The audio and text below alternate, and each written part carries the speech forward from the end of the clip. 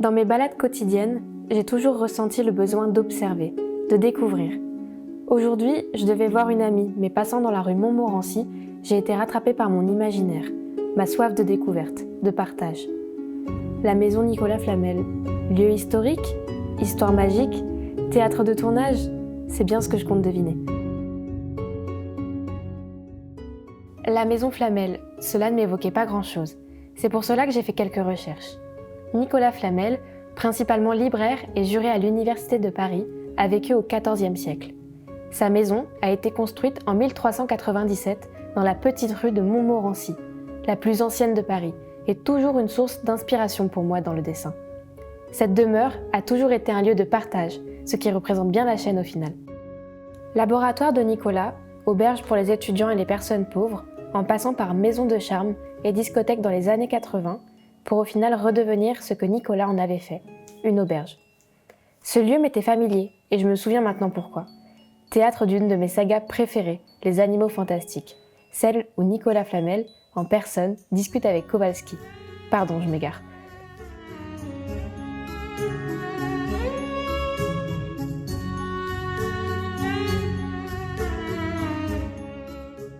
Étant la maison la plus vieille de Paris, je peux vous laisser imaginer toutes les histoires farfelues et mythes que j'ai pu trouver.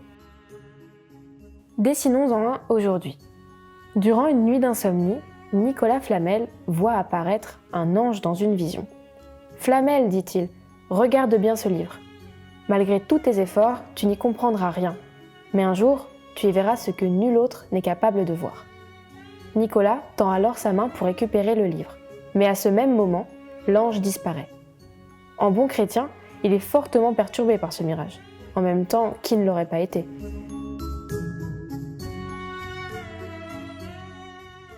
Nicolas se met donc à prier tous les jours.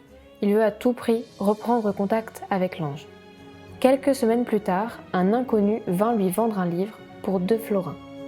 Il s'aperçoit que le livre est identique à celui de sa vision. Nicolas cherche à le décrypter encore et encore. Après plus de 20 ans de recherche et plusieurs pèlerinages, il découvre le secret de la pierre philosophale au cours d'une prière. Après 20 ans de dessin, la prière ne m'a jamais aidé, si vous savez le temps que j'ai pris pour faire cette vidéo.